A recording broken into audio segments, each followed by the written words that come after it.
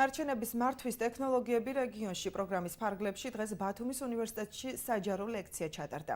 კავკასიის არასამთავრობო ორგანიზაციის წარმომადგენლებმა დასუფთავების, ნარჩენების შეგროვება, განთავსების, ასევე მოსაკრებლის მნიშვნელობაზე ისაუბრეს.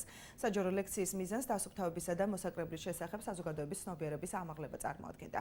სპეციალისტებმა ხაზი გაუსვეს იმ გარემოებას, თუ რამდენად მნიშვნელოვანია მოსახლეობა თავად აფინანსებდეს აღნიშნულ სისტემას და განმარტეს, რომ ეს წინ წასწევს როგორც ქვეყნის ეკოლოგიას, ამავდროულად შეღავათი იქნება ბიუჯეტისთვის. არასამთავრობო ორგანიზაციათა ქსელის წარმომადგენლები ნარჩენების მართვის გეგმის შემუშავებამდე მავნე ზემოქმედების შემცირებისა და ჯანსაღი გარემოს მხარდაჭერის მიზნით მსგავს პილოტურ ღონისძიებებს სამომავლოდაც გეგმავენ.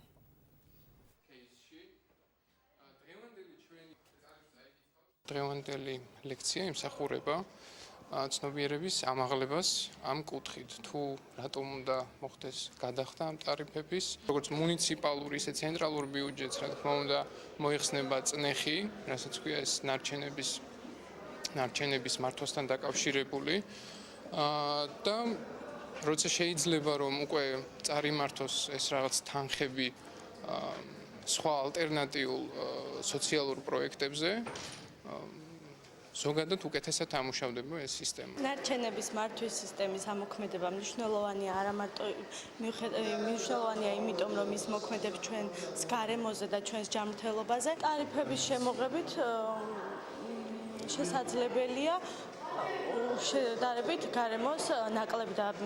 გარემოს მიადგეს შედარებით ნაკლები ზიანი, რაც თითოეულ ჩვენთაგანის ვალია და თითოეულ ჩვენთაგანის უდიდეს პრობლემას წარმოადგენს.